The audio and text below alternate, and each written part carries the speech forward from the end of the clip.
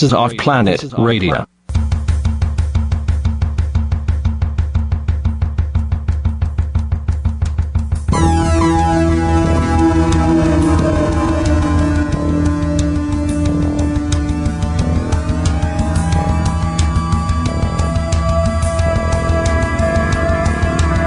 Welcome to another dimension, a dimension of insight, a dimension of understanding.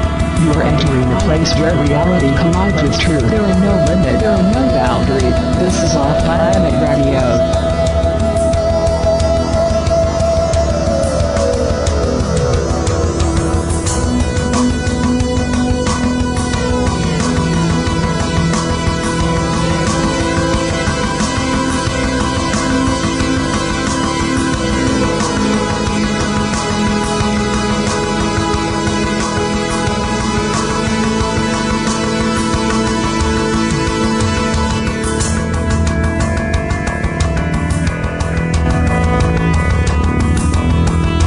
And we welcome you back to hour number 2 of our interview with Robert Morningstar, ramping up to the event in San Mateo, California, June 28th and 29th, 2014, the Secret Space Program and Breakaway Civilization Conference.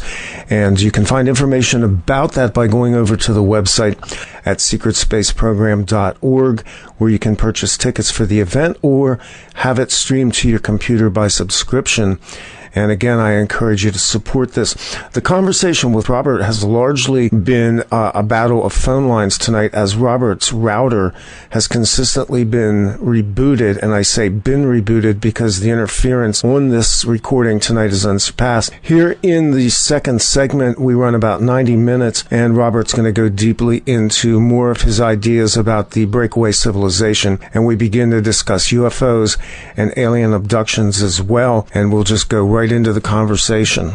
They're really at it. You're the most dangerous man in ufology tonight. Man, they're knocking my modem. You see, there's this gadgetry that they put in from my provider that I hate, and they really change things around. So there's this modem router combination, and my phone goes through it, and it seems that they can just throw this switch on this thing whenever I get cranking on a really good topic. Yeah, I would imagine you have problems with all your computers and phones and everything. Yeah, I'm having it for 2 months, and so I've separated my work station from my email. So I work over there, and I bring my information in a flash card over to my other laptop. And I'm getting used to it. I kind of like it. It makes me walk across the apartment more, get some exercise. Chris, let's go back to your question. Would you reiterate the question you had for me at the beginning? You said that you were hoping to hear more into it. I'm going to let Chris pick up, because I know she has some things she wants to go back on. I guess I wanted to go back on. I wanted to take you back to when we were talking about the aliens. I'll just call them aliens so we don't have to go through the whole thing. That do visit the United States. And I agree with you that there's multiple sources that probably are visiting our planet. And I want to get back to, besides the Greys and the tall whites, what else do you think? Who else do you think might be visiting us here?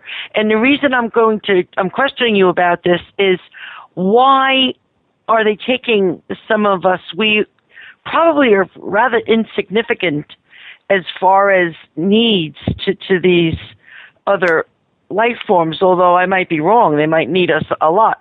But why do they take some of us, and why do they take some of us with certain qualities over other people? And what do you think's going on there? And it's obviously looked the other way. It's ignored. It's allowed. It's almost a setup because it's gone on for a long time. Yeah, trade.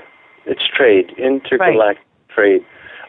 Spheres of influence in return for some quid pro quo, which could be information, technology, an alliance, a dark alliance of some sort, to let the government keep operating as the front while they really control our airspace.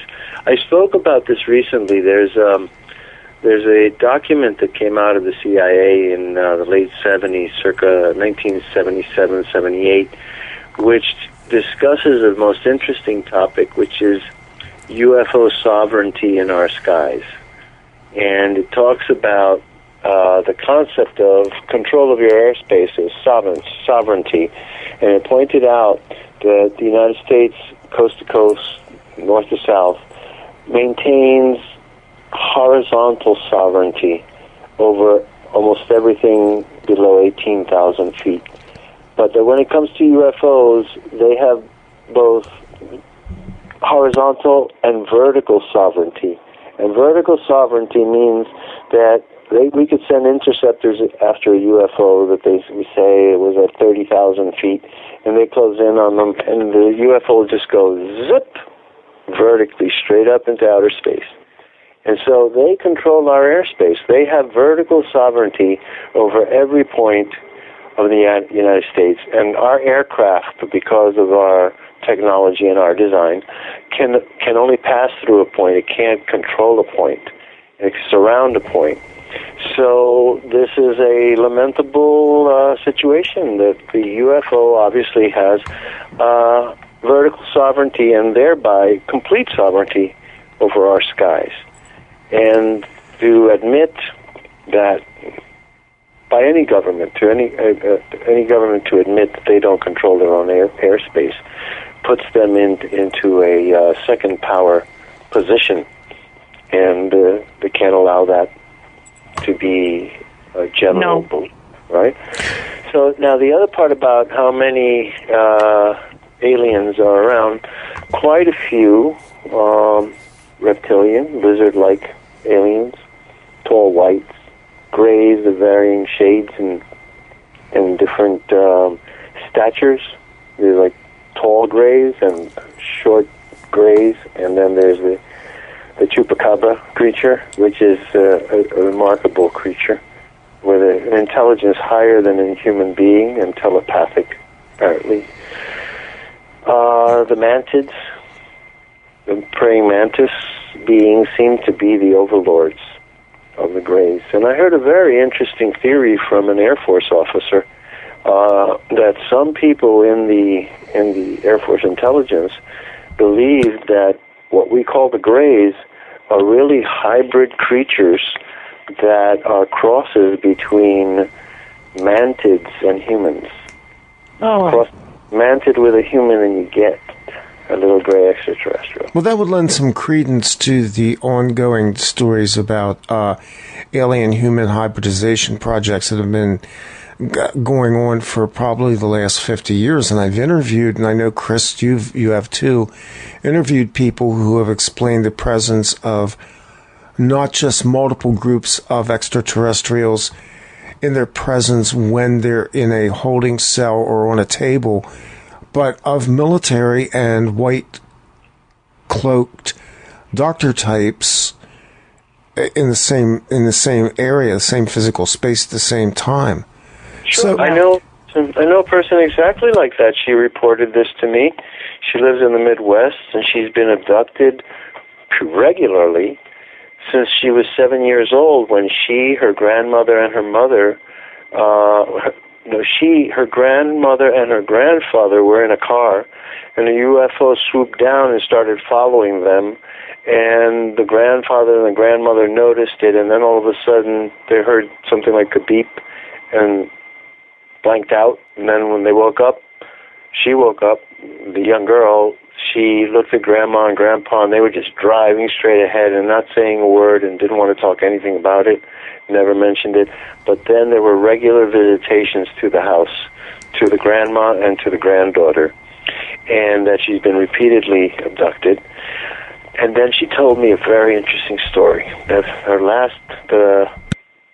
one of the last abductions, we're talking now about 3 years ago, that she was taken and by extraterrestrial, a gray, her handler, she said, her controller, and that she was taken to a facility where she saw American type military in uniforms that were sitting at a table, And what the extraterrestrial was doing was demonstrating mind control powers that he had over her, that he could make her do anything that he wanted to on command, and that this was the technology that he was offering to this panel reviewing for this trade.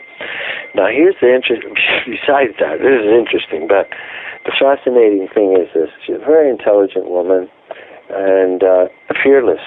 She's fearless, really. She's in a situation that she handles it, and she's gotten used to the grays and another race that she calls the oranges or the pinks.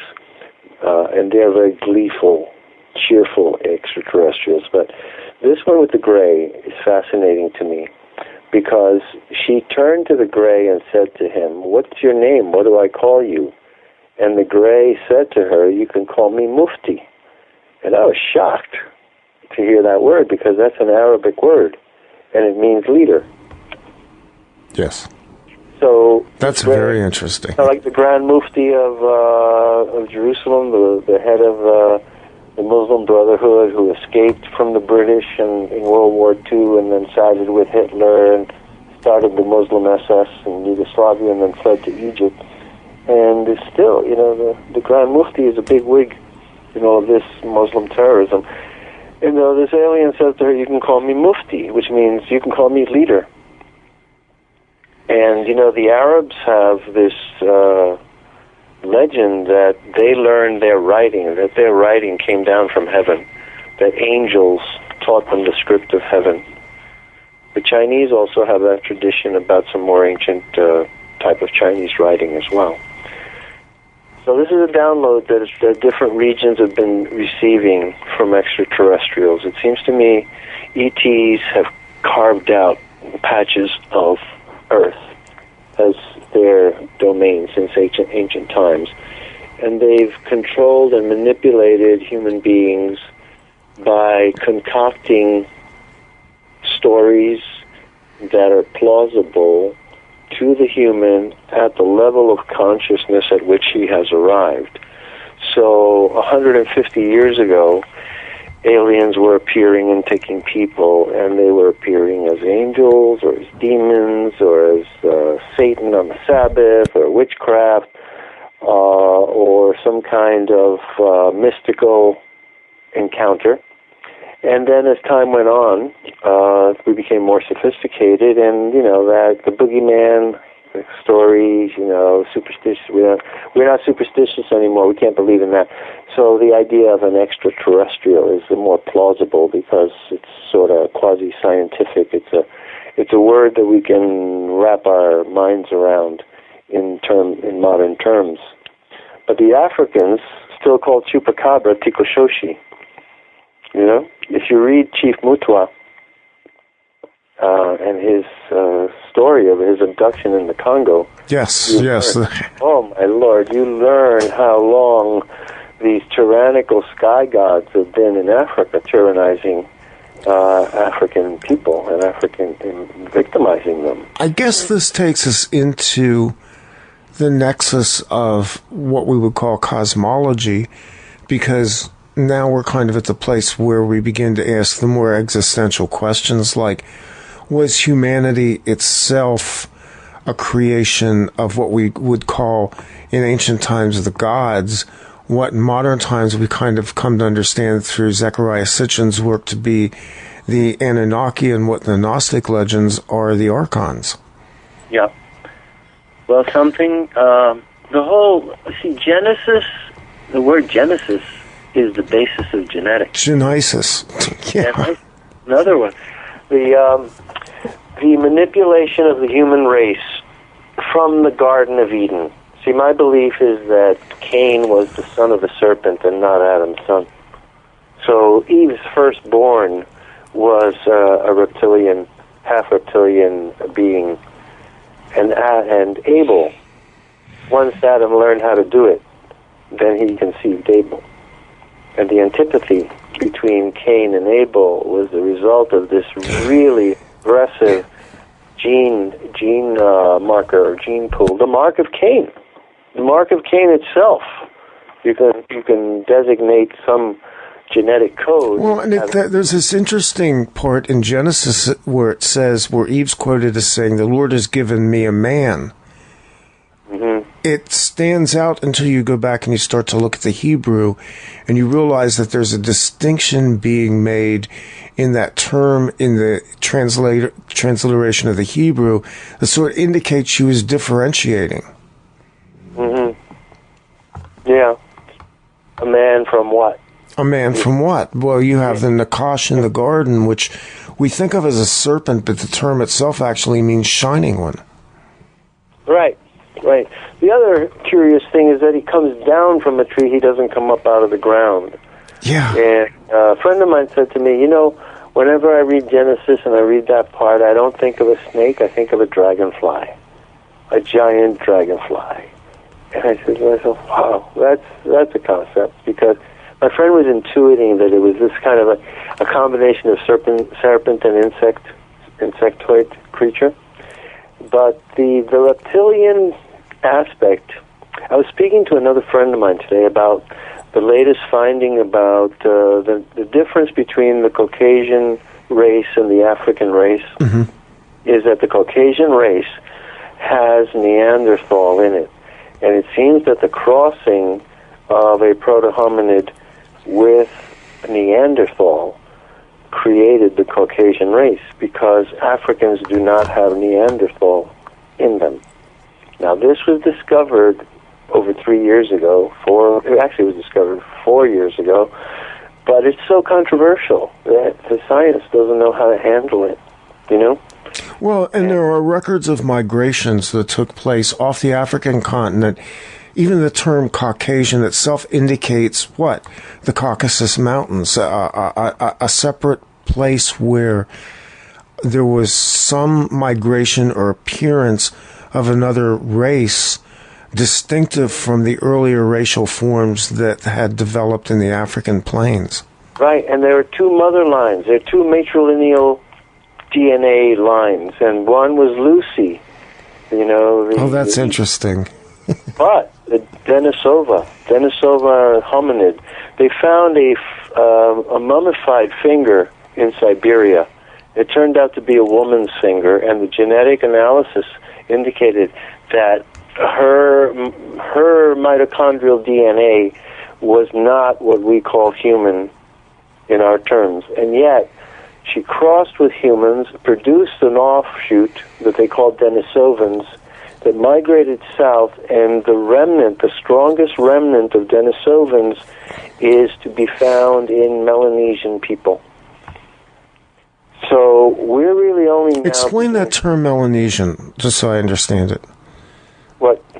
Which one? The Melanesian?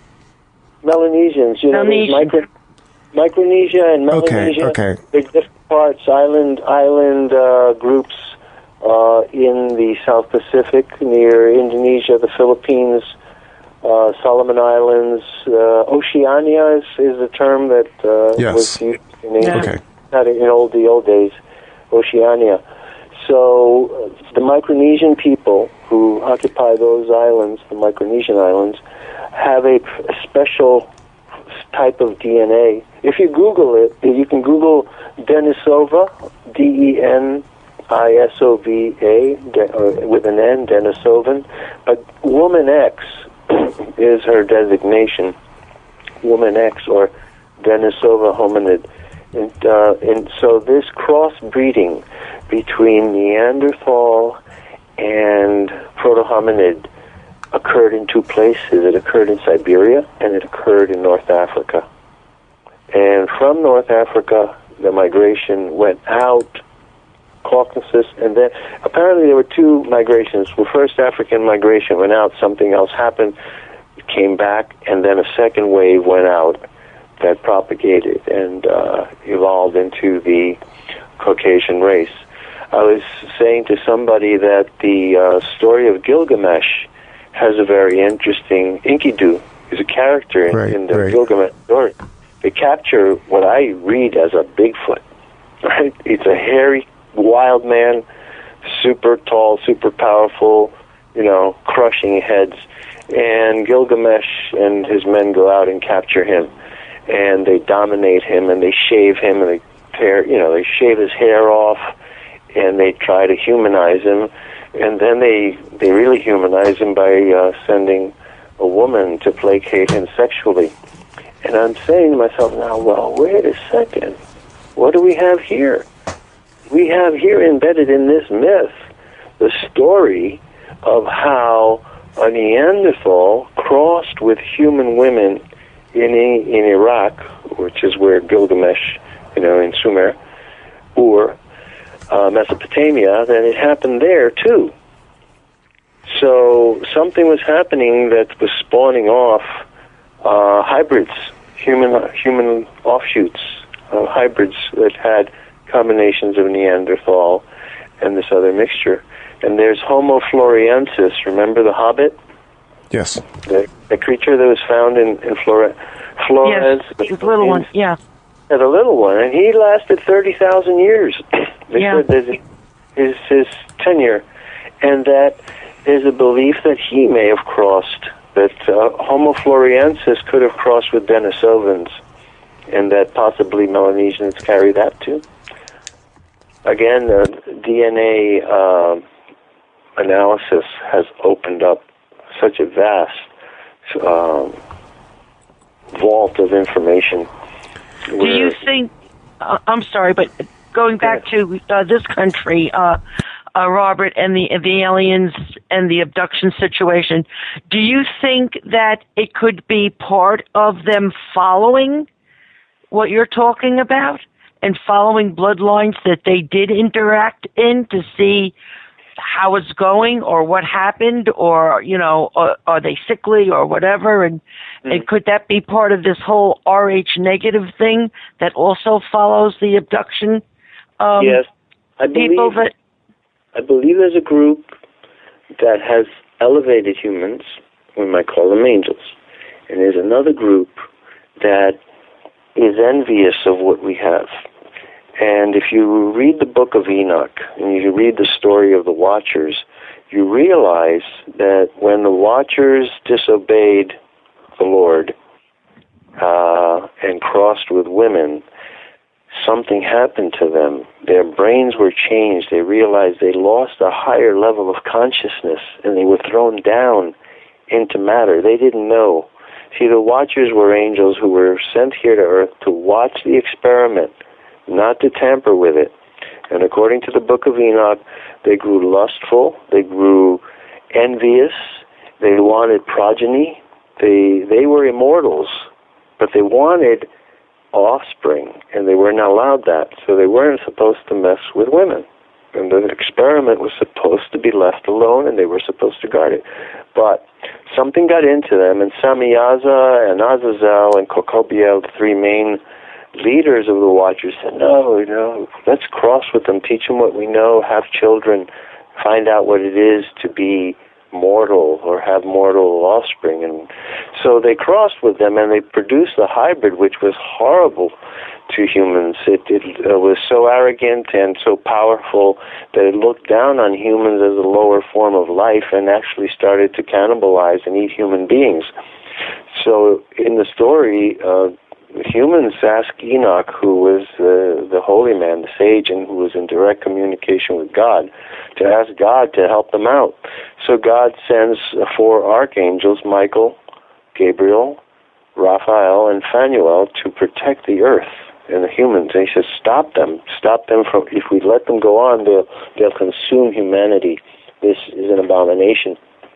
And what happens to the Watchers is they are thrown into such a depression because they didn't know that they had this faculty of being in direct communion with God, that God's mind was in them and God knew their thoughts instantly.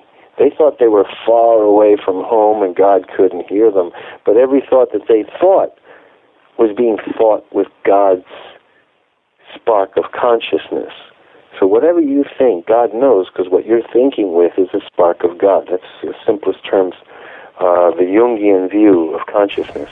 You just breezed right through my entire cosmology. That was beautiful.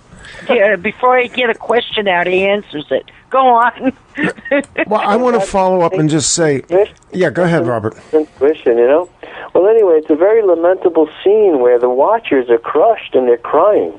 They are in the desert there, and they are crying, weeping, having headaches, and you know what I read there? The worst crash. If you imagine a crash from drugs, a crash from the highest heroin high, the crash from the worst methadone or cocaine binge that anybody imagined, and how people crash after those things and go into absolute misery. That's what I sense when I read the words about the condition of the watchers after they lost their cosmic consciousness. They were thrown down into ego, and ego isolated them. They knew what they had lost. And they asked Enoch to go to God and ask forgiveness. And Enoch does so. And he says to the Lord, I'm here to intercede for the watchers who ask forgiveness. And the Lord says, no, tell the watchers that they should have been here interceding for man, and not man interceding for the watchers. No, they will not be forgiven. And then he curses, he puts a really incredible curse upon them to be buried in upside down, buried on their backs, looking up under giant stones in a place where the sun will never hit them, but where they can see their progeny being led in wars against each other to be destroyed by each other. So there you have the whole basis of the Messianic initiative, because there is also very beautiful description of the coming of the Messiah and the coming of the head of days is the Godhead, and the Son of Man is the Son, who is the image of the Father. It's some of the most beautiful literature in religious mystical literature that you will ever read. Yeah, and it's completely redacted from the scriptures as we know them today. That's the incredible thing about this. Yeah, the Book of Enoch is the missing book of the Bible. It is the one that explains Genesis 2, that little thing about, and the sons of heaven looked upon the daughters of men and found them comely, and they went on into their daughters of men and produced great men. Mighty men of old, yeah. Nephilim. So it's really all there. And I remind people with Joseph Campbell. Joseph Campbell wrote a book, Myths to Live By. Yes. And in it he told the story of a third grade class where the teacher was trying to teach mythology and asked the question of the third graders, does anybody here know what a myth is? Expecting no answer. But one little boy raised his hand and she said, oh, Johnny, you know what a myth is? And he says, yes. A myth is something that's true on the inside, but not on the outside. And boy, beautiful. Is that a beautiful definition? And when you read Graham Hancock's book, The Fingerprints of the Gods, it's precisely about this topic, how the myth preserves the truth in the simplest and most uncorruptible form for transmission. And it preserves the truth in a nugget that it's like a cipher. It's a cipher that when a person arrives and can understand the numerology or the geometry or the code, the whole myth unfolds and the whole truth is revealed. I recommend that book to everyone, Fingerprints of the Gods. Brilliant. So then I can tell my abductees that are all walking around with their Rh-negative blood and have had lives of very, full with difficulty, that they are the walking myth. Perhaps you could explain to the audience what that RH factor, how it factors in. You know that I think 92%, maybe it went down a bit, 85 to 92% of the Basque people have RH negative blood. They do well. Across the population, I think, Randy, I think you remember this too, it's either 2 or 3% of the population has RH negative blood. Everybody else's blood is positive. Yeah, however, it borders on 3%. Among the abduction, people that have been abducted claim to have had, certain abduction encounters, Yes. They are like 80% Rh negative. Right. So that was startling when they started to figure this out. Mm-hmm. So over the last 30 years, as I was becoming, in contact with people that had abduction experiences, I started to ask them, and then at one time I was connected with a group where they were actually being tested, that it was coming back, that if 12 people were tested, yes, 8 to 11 of them had Rh negative blood, which does not fit the populations, What about type O? I heard that they also look for type O people, as opposed to type B and type A. Yes, that's true, and a lot of them happen to be type O, Rh negative type O blood, and they all did originate in some fashion from certain parts of the world, and Ireland, Germanic Wales, and Scotland, Celtic, right? Germanic and Celtic people was very, very strong, as was light-colored eyes and red and blonde hair. And I was fascinated by it as I would meet and look at these people with the Rh negative blood, and they would be looking back at me with light eyes and, light hair. And I thought, this is the connection. They want this type of human for, anyway, the aliens or whatever type of life form is taking the people for this reason, it is their biology. But it doesn't mean that all other abductions aren't being done by other life forms for completely different reasons. Sure. And another interesting thing was, in this group of particular type of abductions, more than once I heard, and I have, a slight memory of where I was, and I think or I know I saw a human, or they would say to me, a soldier, standing there also. So that, can be very infuriating when you, and bring up a rage in you when you are the person that is taken against your will and hurt or harmed. And I don't mean sexually. I mean just physically. You may have been burned or hurt or harmed. And you look and remember that there was a fellow human standing there helping. So, that's all part of this that does not really come out for the public to understand. Right. And, it's important that we do understand this, because it is the truth of our existence. In the 50s, when, you see, it was a really scary time, because in the 50s is when we found out, with beyond the shadow of a doubt, that the communists had developed mind control and what we call brainwashing.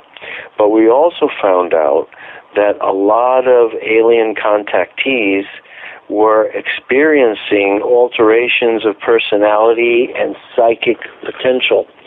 And the CIA was worried that contactees were being manipulated and put under some kind of alien mind control to become sleepers who would be awakened and triggered at a certain time to become subversives on behalf of the aliens. Now, when the CIA started to realize that contactees were being made more psychic, that there were paranormal powers associated with it, they did basically a census. What kind of people, who are these people, and why are they being taken?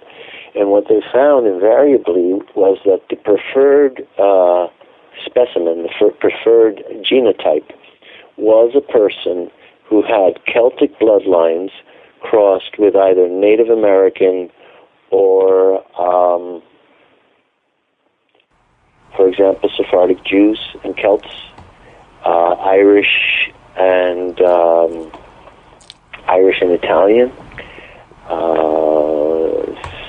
Spanish and Indians, generically, of all Indians, native red Indians as they used to be called, as opposed to Hindu Indians, that combination of a Celtic with a Cherokee, and this was another part, Cherokee blood, who also are light-eyed Indians. Many Cherokees are said to have been bright-eyed, blue-eyed, yes, as clear-eyed as you were saying. And I know so many people who are descendants of Cherokees, and they tell me that, they're really proud of their Cherokee blood, but their parents and grandparents had to hide the fact that they were part Indian because there was a big prejudice against it.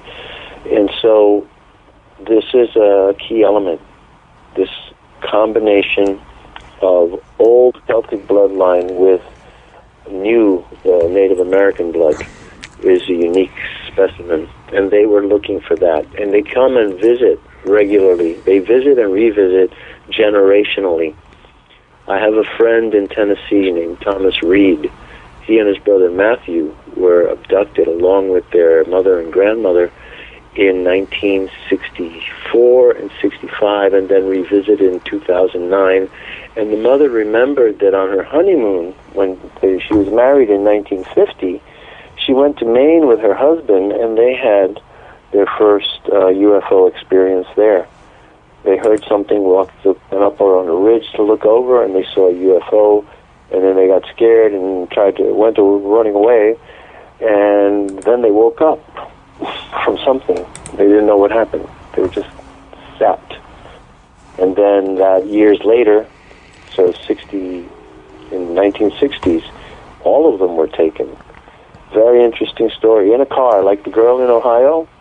In rural places, it seems very easy for a UFO to spot a car from the air, see from the air where it's going to be isolated from other traffic, and then swoop down and do its mission. Well, and not even cars. It seems the proportion of abductions that occur in rural areas is extremely high, and it seems like it isn't just automobiles or machines, but that they actually do have the ability to track these designated humans by some sort of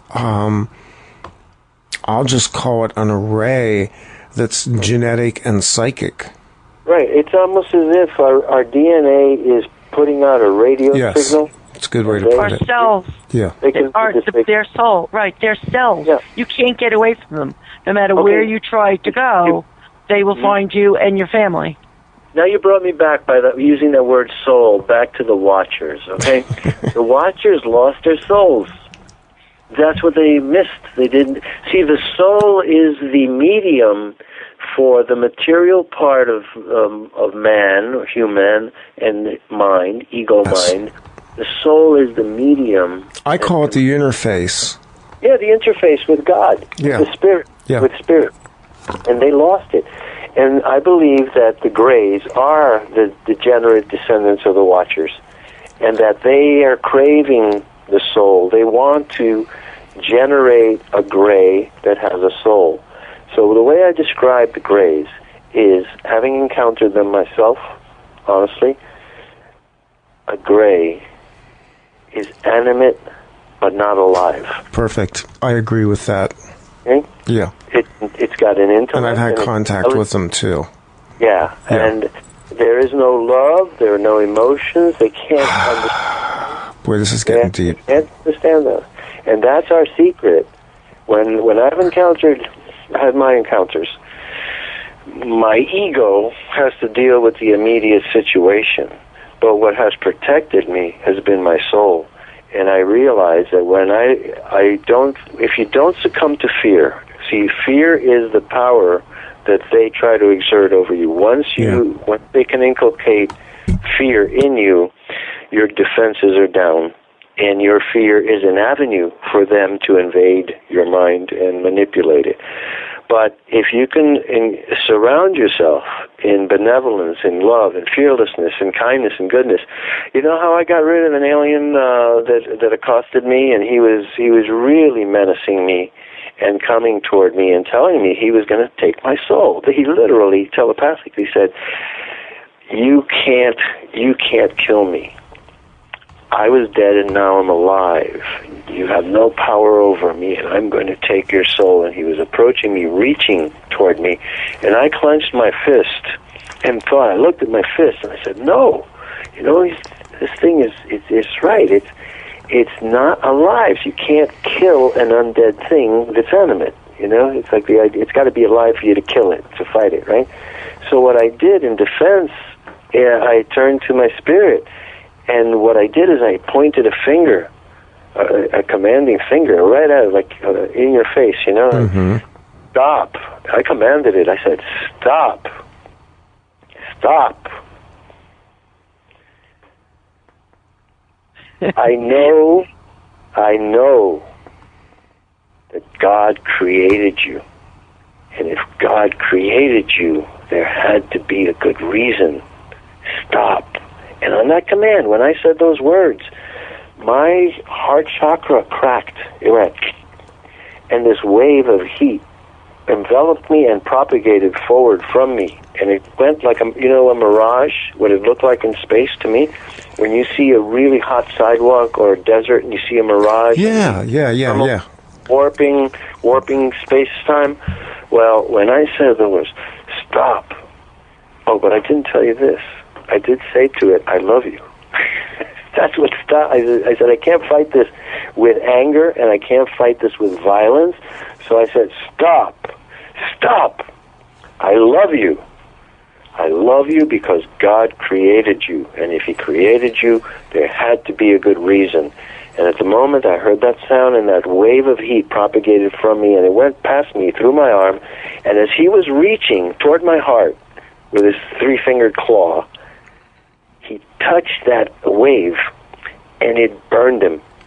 He pulled his hand back as like you would pulling your hand out of a fire, out of a furnace. And he gasped, and he just poofed. And I said to myself, oh my God, he disappeared like a vampire when he sees sunlight. So the sunlight was this love, and it was a universal love. It was cosmic love. It was the love of God that I experienced. Godhead has this love that enveloped me, and it burned this alien away because he could not be in the presence of it. Another time, I was paralyzed on a table. I couldn't move, but I could see and I could think, and I was clear as a bell. And I'm looking at this like 5.5 foot tall, gray, stipple-skinned, frog-faced alien looking at me from 5 feet away, and telepathically we're communicating, and I'm going, wow, this is cool, Because honestly, when my mind has arrived at a place where I can reject fear. See, I'll feel fear, and I'll disown it. I advise you to do that. When you feel fear, acknowledge you're afraid and say, okay, I got the message, but I disown this. It's not mine anymore. I go on, and I will react. So this is what happens. So now I encounter this thing, and it's looking at me. I'm paralyzed, right? I can't move. I'm looking right at it and saying, wow, this is cool. I really want to communicate. I have an opportunity. I can communicate with you, and I'm not afraid. And I'm thinking, this is fantastic. And he looks at me, and he's standing off 5 feet away. And I read his thought, and he says, I don't want to get close to this one. He's dangerous. He's not afraid of me at all. And then I realize, wow, he's afraid to approach me, a paralyzed human being, because I am fearless? That's amazing. And I'm cogitating this thought while looking at him. And it seems then that they had to interfere. They wanted to cut this off, And so what happened is they intruded with an electronic voice. Electronic sound came to my ears, and it went, Mother's Day, Mother's Day, Mother's Day. Imagine that. And I went, what? And when I was distracted by the electronic sound, the rest of it just, he evaded. He faded, he left. It just zapped out because my attention had been snatched from the focus that I had been in that moment of telepathy. Telepathy is an amazing thing. And I don't think that they at all understand human emotion. No, they don't. Period. I was going to bring this up. This is like we're mind meld right now. Is because I just told Randy about an encounter that I'm just getting over with that unfortunately I had with my 75-year-old sister, and I felt responsible for the whole thing because I shouldn't have been where I was with her. We were in an isolated area. We were alone. I'm too old for this anymore, and she certainly is. And we both are damaged terribly from a lifetime of this stuff. And I found myself facing it again. Mm-hmm. And I had, as I told Randy, I don't even know where it came with, I just had a temper tantrum. And I started screaming, no way, absolutely not, enough, and screaming and yelling. And my sister had opened the car door and we were in a car, was going to get out in a location where she was going to be gone within seconds. And I had this rampage and ran around and shoved her back in the car and slammed the door, and I actually slammed part of her arm in the door, and was screaming and yelling, and I was able to put this automobile in reverse, and they were so confused that the grasp was loosened enough for me to break hold and actually, for one of the few times, get away. It's not the first time I used anger. I used it once before when I was much younger, too. I had an absolute temper tantrum, and I was like, whoa, hands off. But this last time, I became so angry, and afterwards I thought about it, and I talked about it with my sister, who's a doctor, and we discussed this long term because we both were burned, again, badly on our skin and had some very bad damage again. And we talked about this. It was as if they were clueless how to deal with a human who was not fallen for it, had a temper tantrum. They weren't sure of that emotion. They did not know how to deal with it. And they absolutely broke away. Well, they broke the hold. Excuse me. I was going to say that love and anger are both fearless emotions. Yeah. Up to the point. And so, again, your fearlessness is your best defense. They are empowered by fear. Remember what Chief Credo Mutwa said about when they chase down a victim. They don't want to just abduct somebody. They want to chase them down, terrorize them, because the adrenaline starts rushing in through the bloodstream, and that potentizes them. The human is charged up with this negative energy. I think adrenaline, as useful as it is, it has very detrimental effects on us in its aftermath. It burns us out.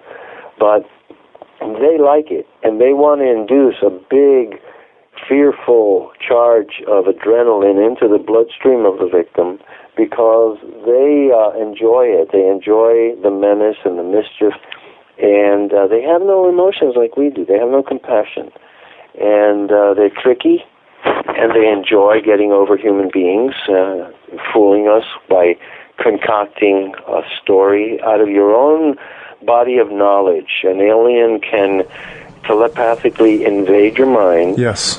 Read everything you know, everything you believe, everything you've ever experienced, and from that agglomeration of information, they can create a thought, an idea that will make it plausible, like,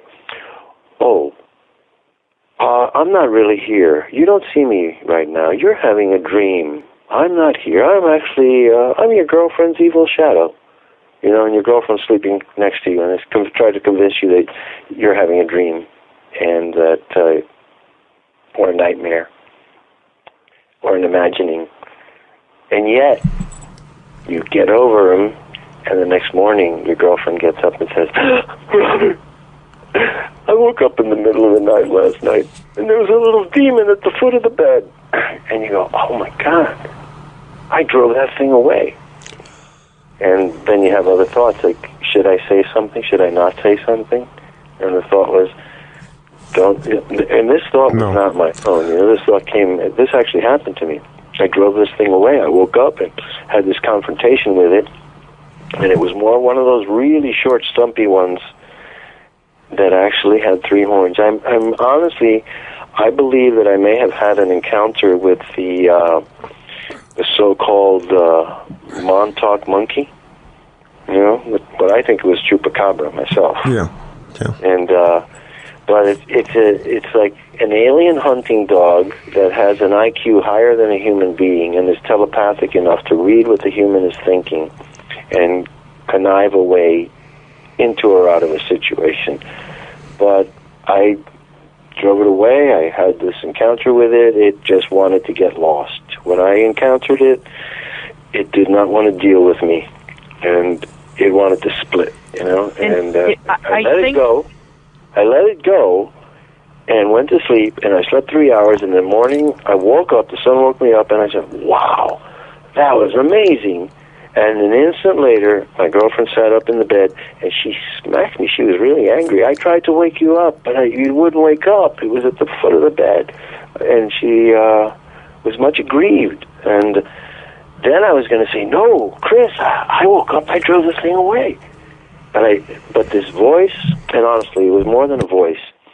There was a flash of light in my forehead, my right side of my forehead, like the neuralizer in the Men in Black movies. But it was like a flash cube inside my head. It went flash. And I heard this voice say, don't tell her. If you tell her, she's going to lose her mind. She won't be able to handle it, and she will go crazy. And as I was going to say, no, Chris, I woke up. I drove it away. That thought came and zip. I zipped my lip and didn't say a word. And it kind of faded away. And years later, I was able to remember. And you know how I remembered? Bud Hopkins triggered the memory in me.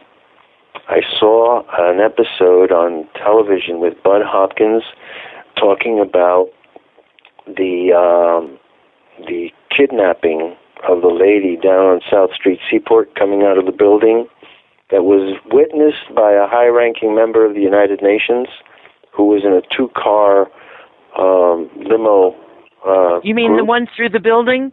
Yes, where they came down in the high-rise. The blue light of the high-rise, yes. Right. It turned out that was Perez de Cuellar. Years later, it came out that the UN dignitary whose limousine stalled right on the street.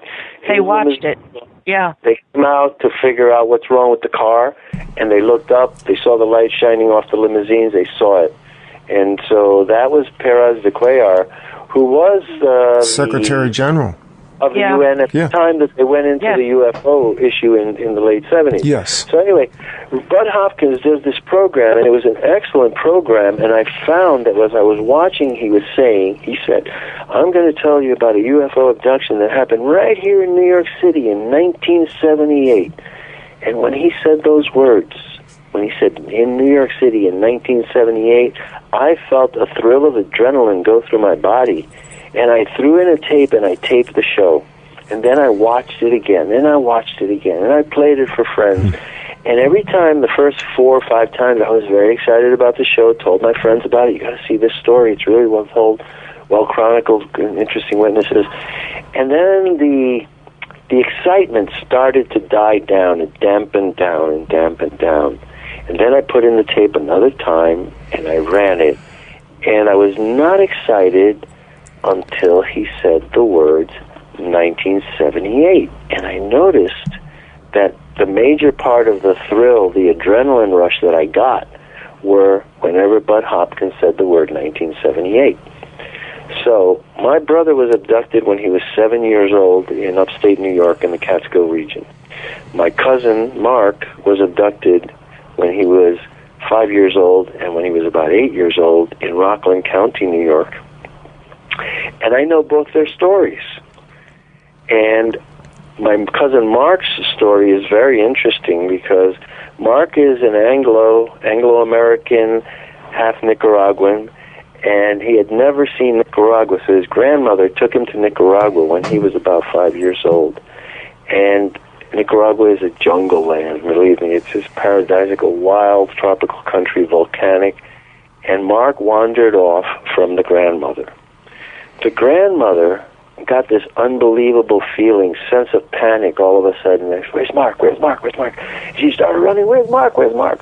Well, where was Mark? Mark had climbed up a hill following these beautiful little lights that looked like glowing, glittering balloons.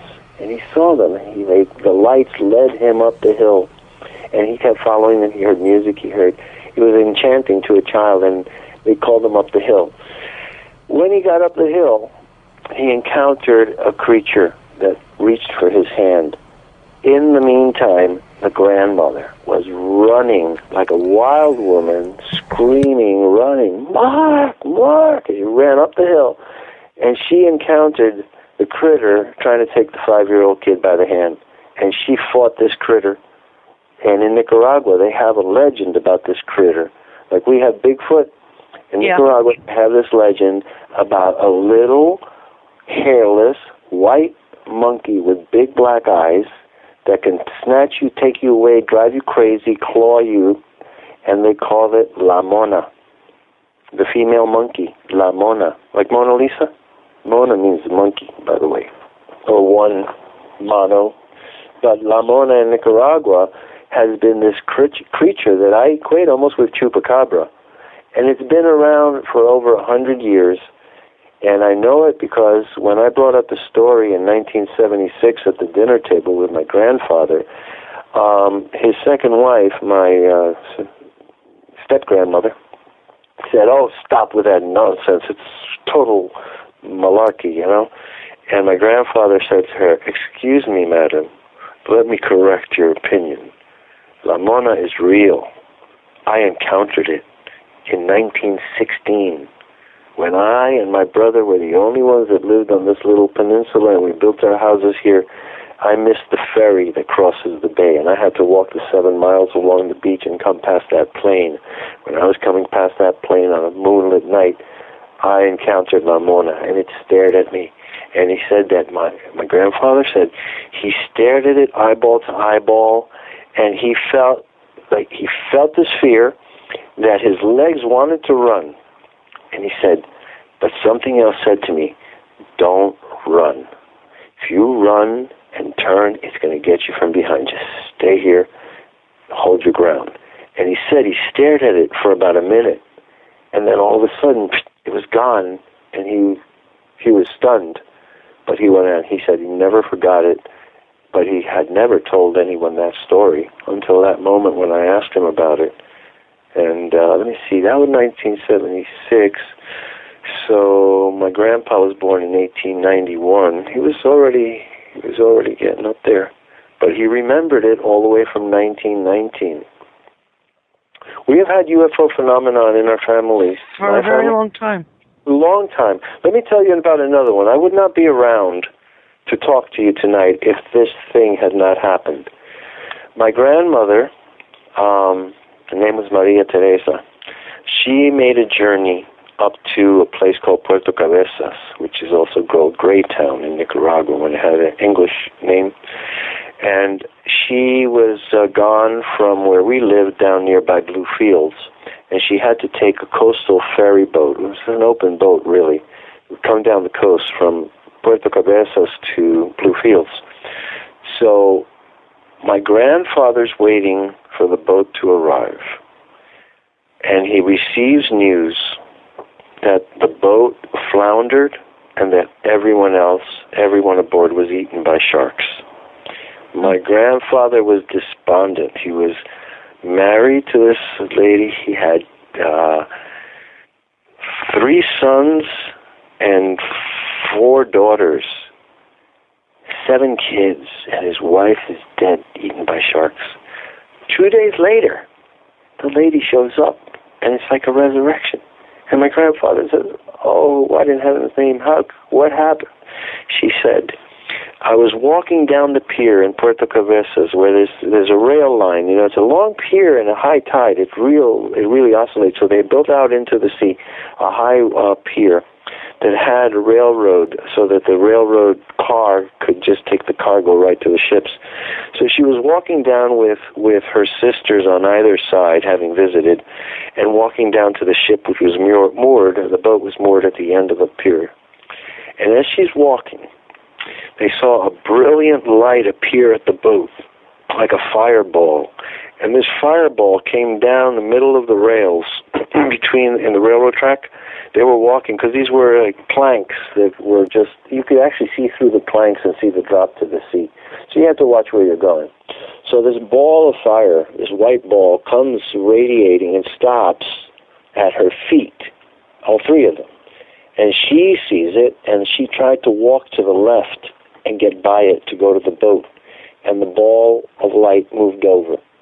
And then she went the other way and tried to walk the other way to the boat, and the ball of light moved over and stopped her. And she said to her sisters, look, I don't care what you think, but this is a sign from God, and I'm not getting on that boat. You know? So she didn't get on the boat, and the boat took off, and it encountered a storm, it floundered, and everyone else was eaten by sharks. And oh my goodness. Yeah, and my grandfather, you can imagine how he felt. 2 days later, you know, he had to have resigned himself, you know, to being a widower, and then all of a sudden to see my grandmother walk in, it was a miracle. And if she'd been on that boat, I probably would not have been. So that's here how today. faith works. They're I wouldn't have been. I probably wouldn't have been born.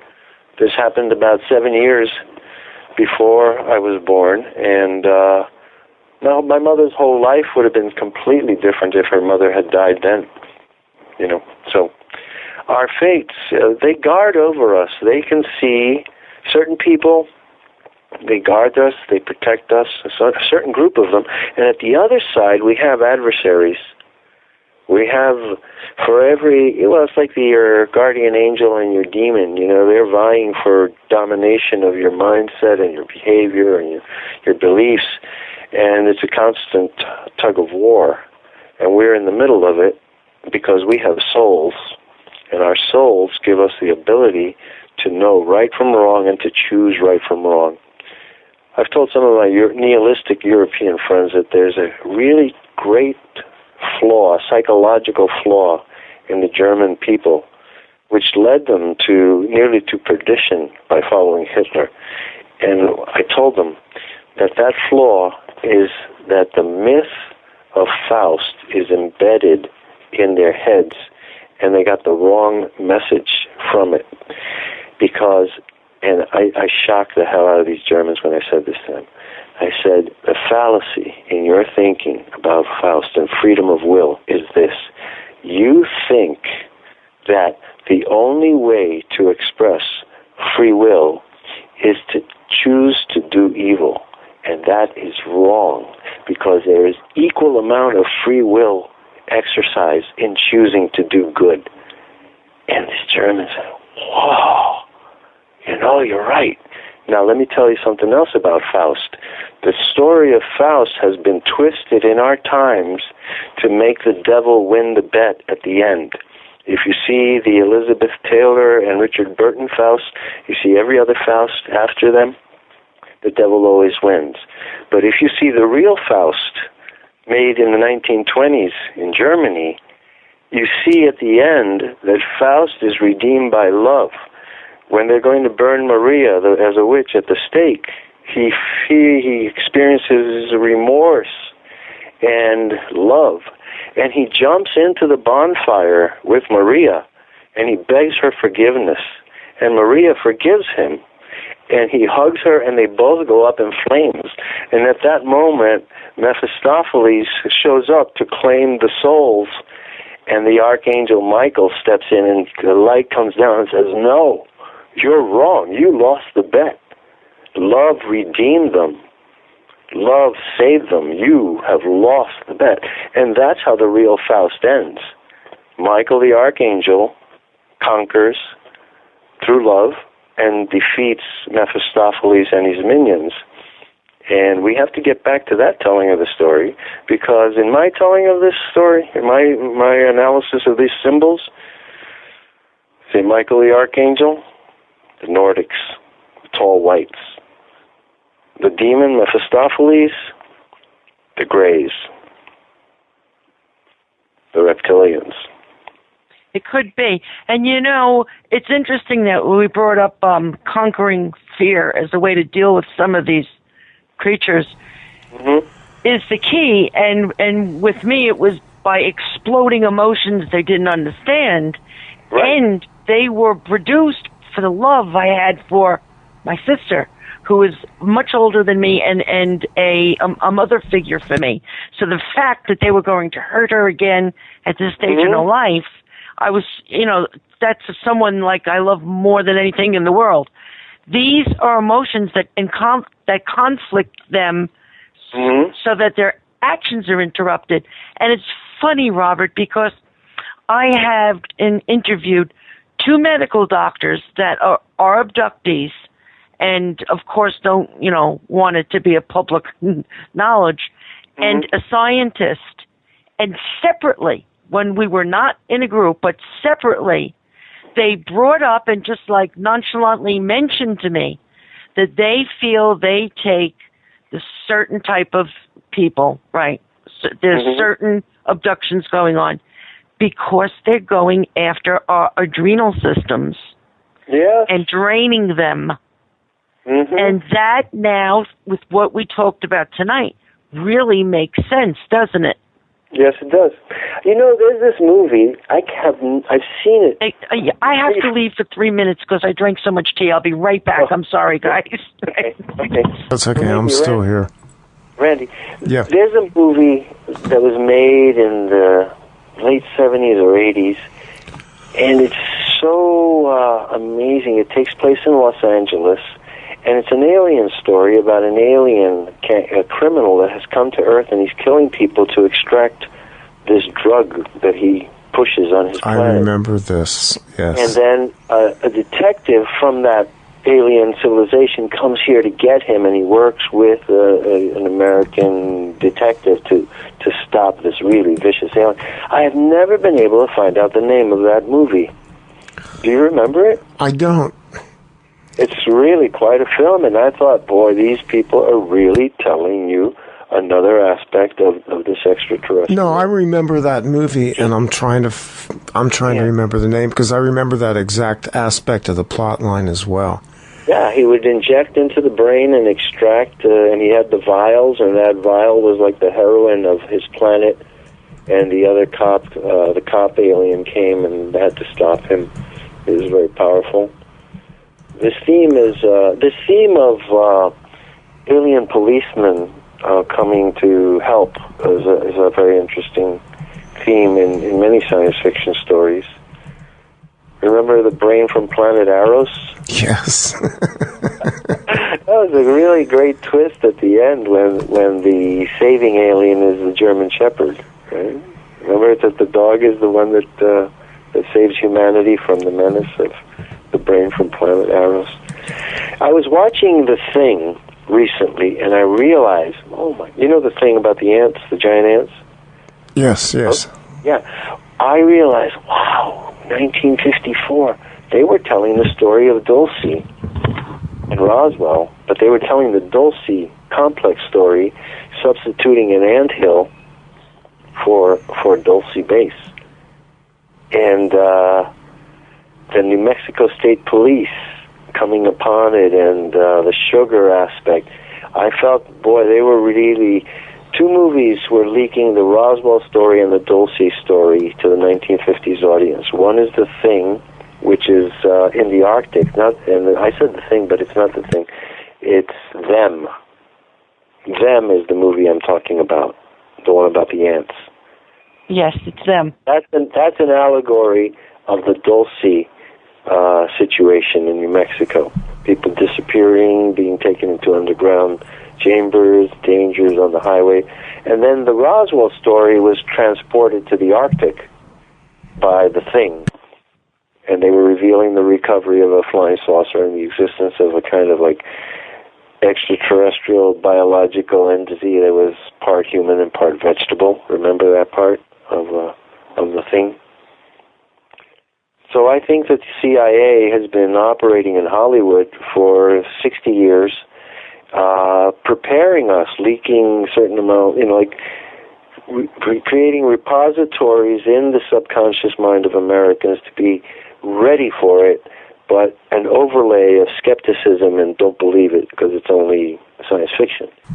So I remember in 1965 seeing Frank Edwards. Remember him? He wrote Flying Saucers, Serious Business. Yes, yes. And he was on the Alan Burke show. And he said that he had close contacts in the CIA who were giving him information. In 1965, he said, I am told that the CIA has a 7 years, 7 times 7 years plan. 7 phases of 7 years during which the American public and American psychology and consciousness will be acclimated to be receptive to understand and accept the existence of extraterrestrials. But right now it can't be done. But how they're going to do it is through movies. And he said in 1965, in the first phase of the 7 years, you're going to start to see films that change the theme from monsters from outer space to intelligent beings from outer space. And then slowly, as the years go by, in these 7 phases of 7 years, we will eventually arrive at the revelation of the presence of the alien. So from 65, 7 years to 72, what do we have? We had Stanley Kubrick's 2001: A Space Odyssey. Then from 7 years from then, from 1972 add 7, you get 79. What do we get? We got Star Wars. Close Encounters of the Third Kind.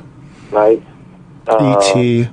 T, and so on and so forth. Gremlins. Gremlins is another. See, for me, Close Encounters was a triggering movie. That movie was the beginning of a cavalcade of memories. Another movie is Communion, which is excellent. Yeah. Ridley Strieber's movie. Yes, yes. But that lays credence as well to your idea that intelligence agencies are seeding into it, because it's pretty undeniable at this point, based on the research, that Whitley was in fact being used. Yes. And I've interviewed Whitley. I like Whitley, but there's an aspect to the whole Communion story that's disturbing outside of the alien aspect, and that's the fact that a lot of the details of some of his stories have been basically somehow scripted. Mm-hmm. Well, yes, I would agree with that, and he was used by the CIA as a font of information. Right. I'll tell you something about Communion that I thought was absolutely brilliant, and the only person that ever conceived such an idea was Whitley Strieber, and maybe he got it from the CIA. But basically, besides the alien interstellar traveler or the local yokel or the ultra-terrestrial or material being that's going around here, the idea of interdimensionalism, interdimensional entities coming and opening windows into dimensions. But he said something that struck me, and because of my ghost experiences, with the one especially which you know already, my experience at Oberlin, that the realm of ghosts and extraterrestrials overlap. And what Whitley Strieber said was this.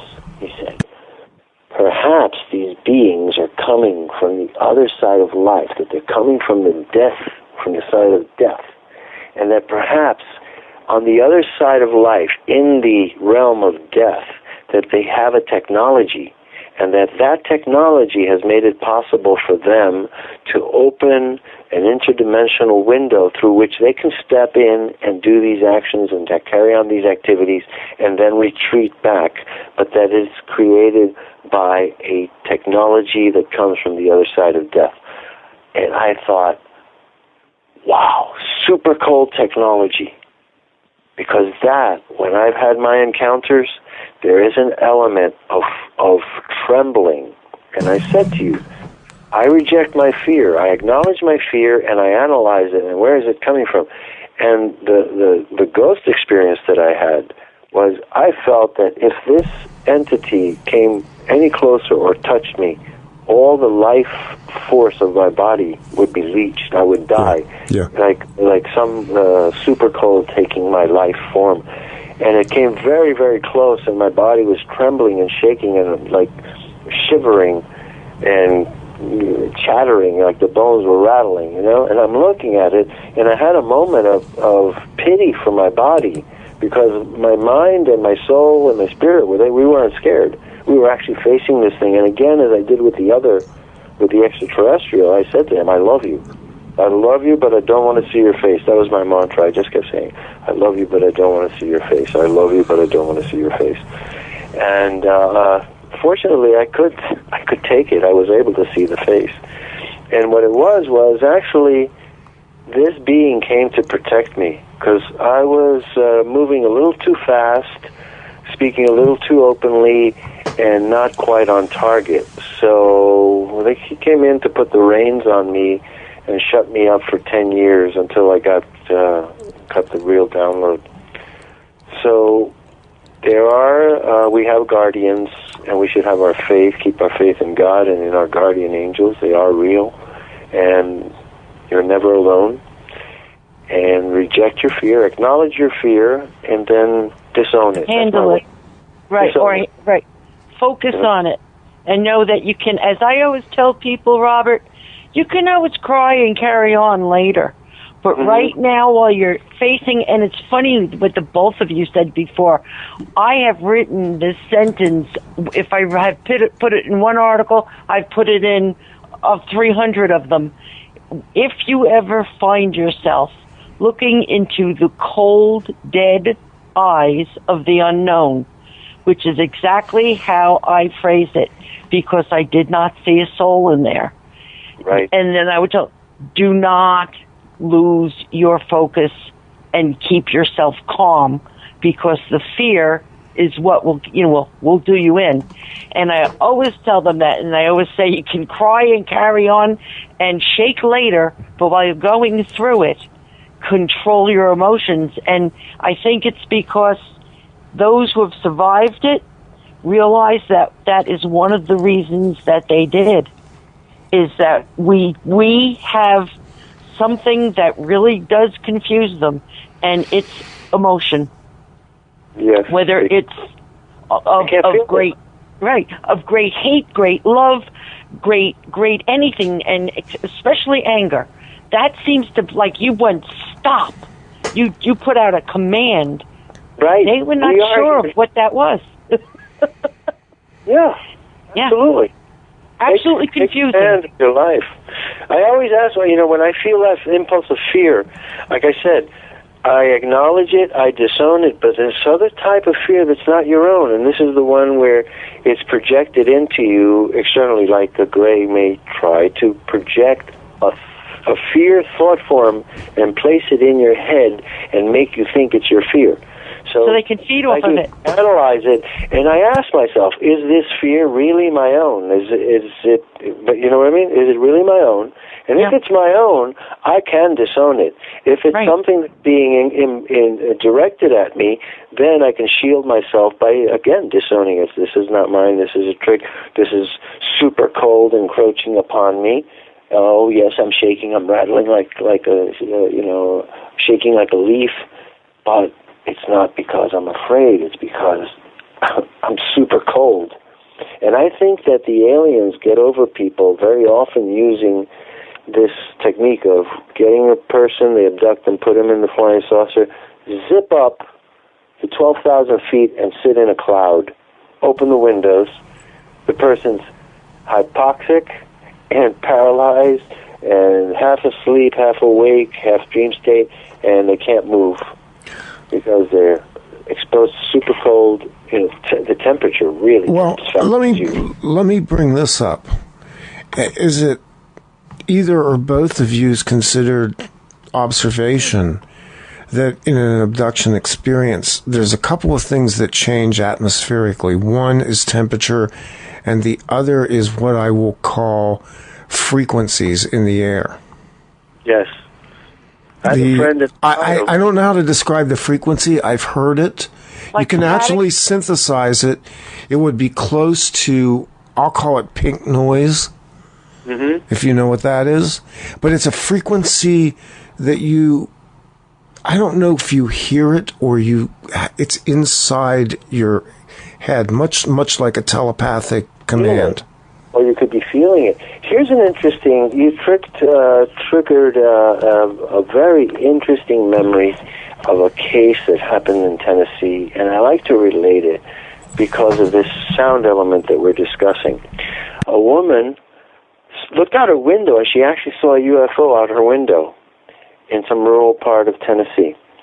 And she saw the UFO come down across the road, and curious and scared at the same time, she came out on her porch and she looked at the UFO. She saw a door open up and a ramp come down, and a kind of a platform first and then a ramp. And then she saw an extraterrestrial, a gray, walk out. And that as she looked at it, she was totally frightened, out of her wits, until this moment when the gray put out a whistle, a tone, like a flute note. And the note was so sweet, so beautiful, so ethereal, that as scared as she was, her legs started walking. Without her control, her legs started walking right across, up the road, up the ramp, and and as long as she heard the note, she felt no fear. She was totally entranced, totally overwhelmed with curiosity and a good feeling. And then they let her go, and they took off, and then she remembered it, and she said, oh my God, how could I possibly have done that? And it was the tone, it was the whistle that she heard. And I've heard of that phenomenon before. Likewise, there's the opposite one, where they'll put out a sound that absolutely terrorize you and will make you go in your pants. You know? One of the things that, and I mentioned earlier about Close Encounters of the Third Kind, the tones that were used in that movie were somewhat along that line as well. Those tones actually in that movie are very evocative to people who are experiencers. Yes. Yeah. There's certain tones, on the internet. There's, I think, 528 megahertz tones. Right, yeah. Yes. Play them and they tranquilize you. They affect different chakras. Well, I actually tune guitars to 528. I play guitar, and I will tune my guitars to 528. Yeah. Do you know about cymatics? I would recommend you look at. Yes. Cymatics is fascinating. I've studied cymatics since 1998 when I met one of the foremost English proponents of cymatics who came to New York, and he introduced me to the work of Hans Jenny. Yes. And when I looked at it and I studied cymatics, I realized, it's really possible that Victor Schauberger and the monotone idea, that when he got the metal filings, you remember the metal filings are scattered on the plate, and then he turned on the note, and the metal filings grew up, and they looked like little pine trees, and then he turned the frequency, and they started to walk to the right, and then he turned it the other way, and they walked to the left. Yeah. Going, wow, look at that. Inanimate objects are animating because of sound moving through them, and I thought, wow, maybe In Search of the Lost Chord, like the Moody Blues, is this chord is in us. Exactly. Yeah. That's sound is moving us. Well, and for listeners out there, you can look up cymatics. You can also look up the ancient solfeggio frequencies, which kind of overlap or dovetail with those concepts as well, and the idea that sound is vastly underrated as a sensory. Because we're so assaulted now by our atmosphere that I think we're losing our attenuation to the subtleties of frequency and sound, but it's a real important aspect of all of this, because you're right, there are frequencies that create terror. And some can heal you. Yes. Some destroy. Yeah. The Russians did amazing work. They really amazing scientists with a diabolical bent. But the Russians went through extremely low frequency waves, and they found that waves, ELF waves, of 1 to 6 kilohertz, hertz, that 1 to 6.5 hertz, people who were in that sound environment would tend to be very damp, down, depressed, sulky, moody. And this was done with people, they would put them in a room and then turn on these sounds which were subaudible. They can't hear them, but you'd feel them.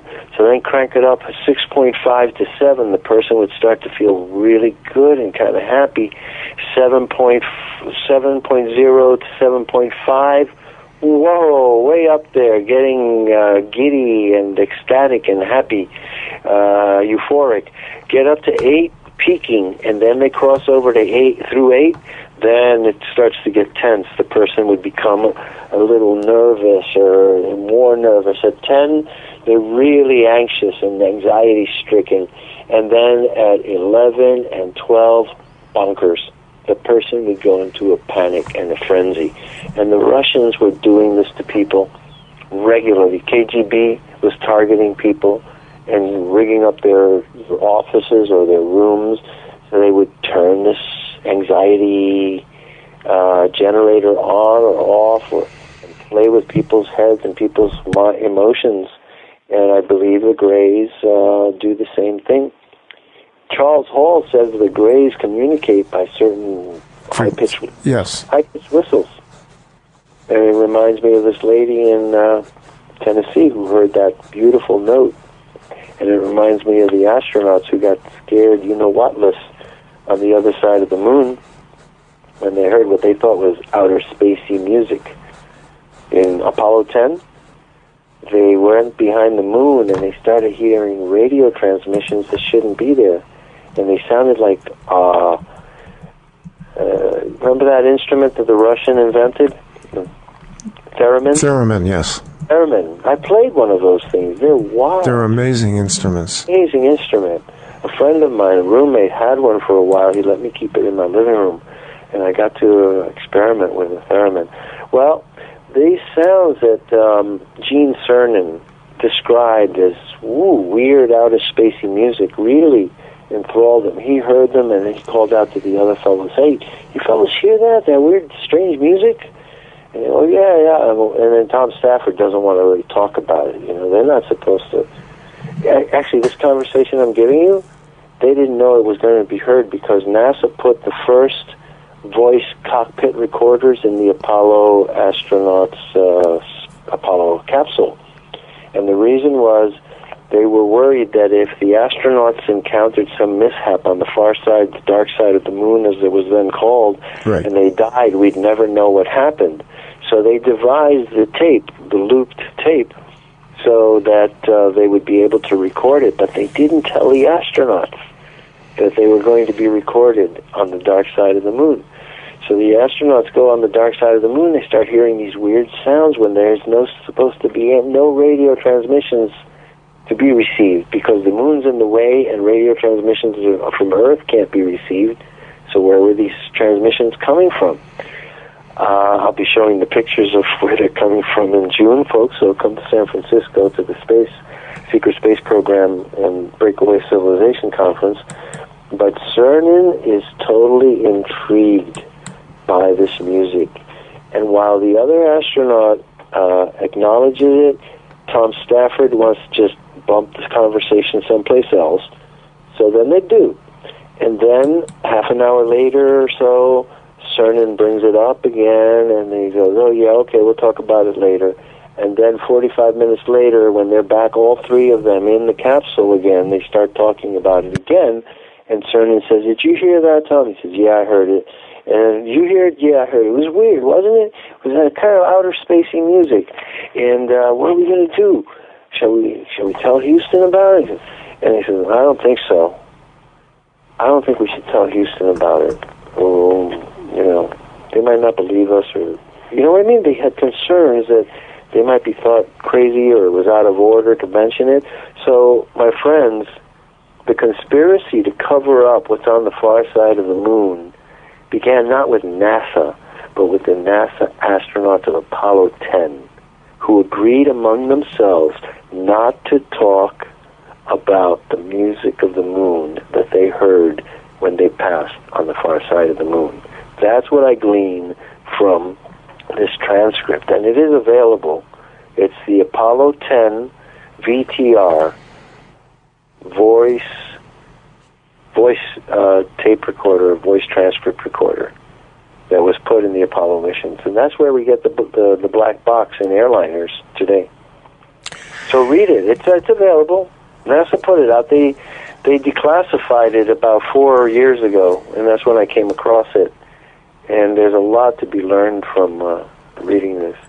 Now, I think that actually kind of closes one loop in the sense that here we are, 2014. We're talking about the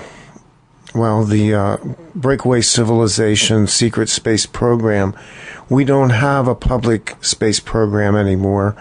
We don't have heroes like astronauts anymore.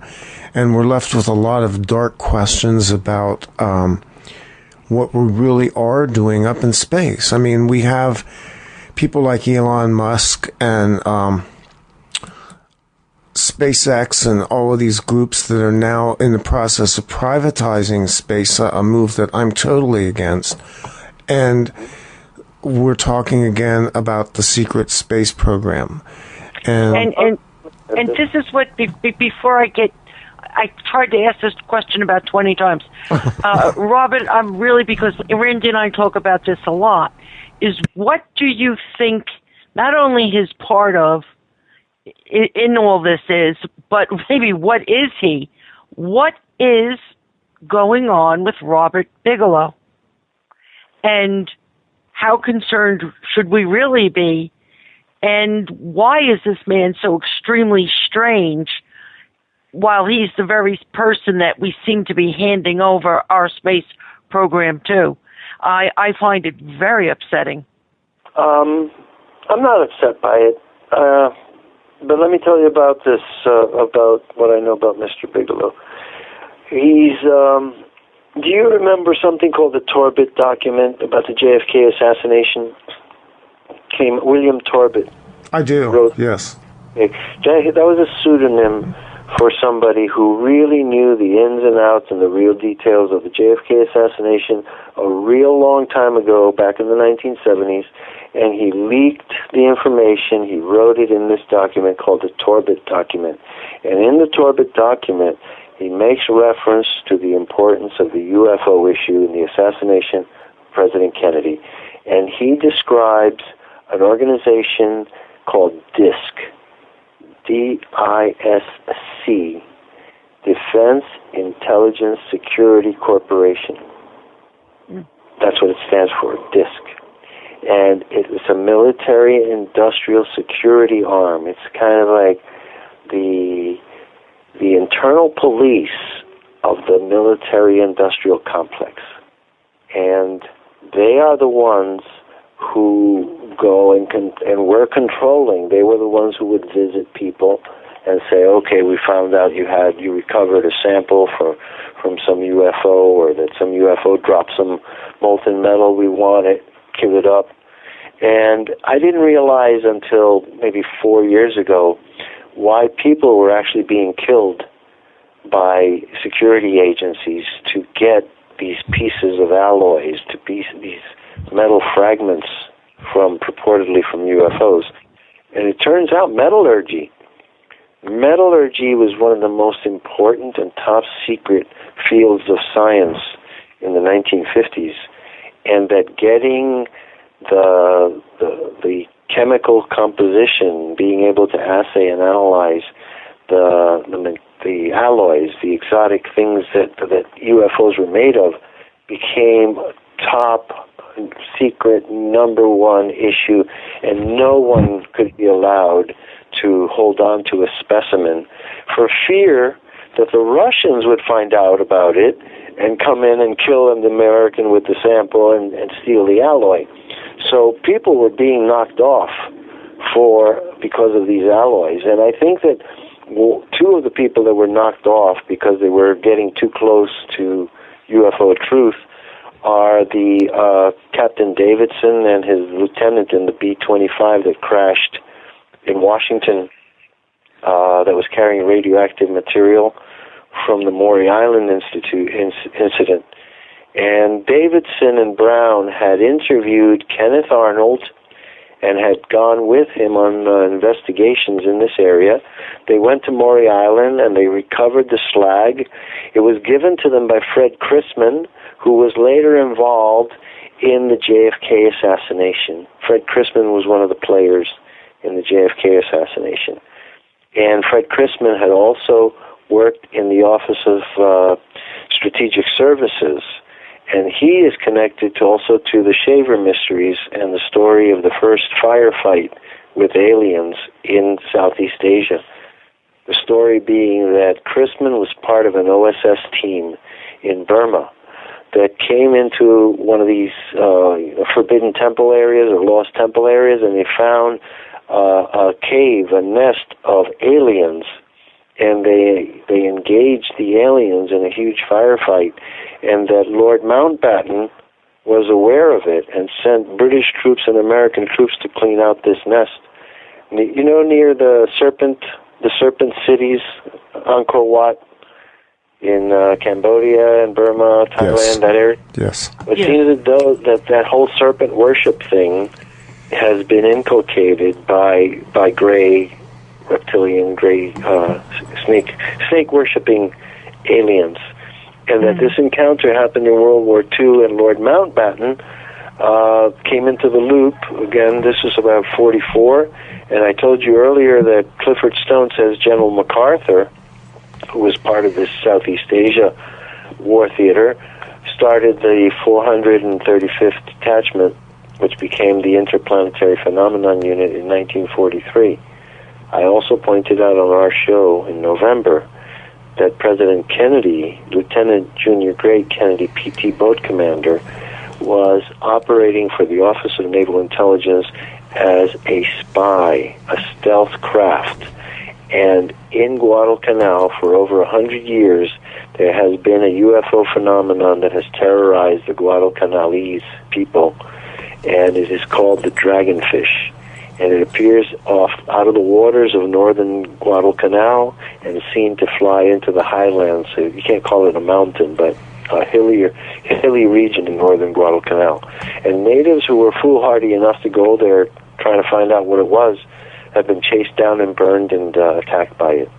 So I think that President Kennedy's exposure to UFOs started very early in World War II, and then he is mentioned in the Interplanetary Phenomenon Report as a person to watch. He is point number 10 in the IPU report, which says, we have learned that Congressman John F. Kennedy, Democrat of Massachusetts, son of Joseph P. Kennedy, member of the President's Commission to Reorganize the Government, has learned of the recovery, having been briefed by a staff member of the Secretary of the Air Force, who was Stuart Symington, the uncle of Fife Symington. It's a nice, tight little family affair, you know? Fife Symington and the Phoenix Lights. Yes. And Stuart Symington, Secretary of the Air Force at the time of the Roswell crash. It's a family affair. Well, I want to kind of wrap this up. We've gone long, and I'm glad we did, because we got what I think was some pretty unique material compacted into this interview tonight, notwithstanding the incursions against your phone connection tonight, Robert. I want to give Chris one final swing here. If there's anything else you wanna bring out in this segment, Chris. Not really. I think I'm exhausted, and in a very good way. Yeah. I think we kinda covered overwhelming. things that this is probably the only time I will ever say this to a guest. But Robert, if I could, I'd give you a big kiss. That's how much I enjoyed our conversation tonight. I appreciate that. We appreciate you coming on, and again, for the listeners out there, people who are have gone through this interview, you clearly have an interest. I want to point out one more time, June 28th, 29th, San Mateo, California, Secret Space Program Conference. Tickets and info are available on the website at secretspaceprogram.org. Links, notes, and voluminous amounts of extrapolation will go up with the show as well. And I want to thank Chris Hawley for sitting in tonight and Robert Morningstar for being Robert Morningstar. Thank you both. You're very welcome. Thank you, Robert. That's going to close it out for this time. I'm Randy Maugans. This is OffPlanet Radio, offplanetradio.com, offplanetradio.net. The truth is out there. It's inside you.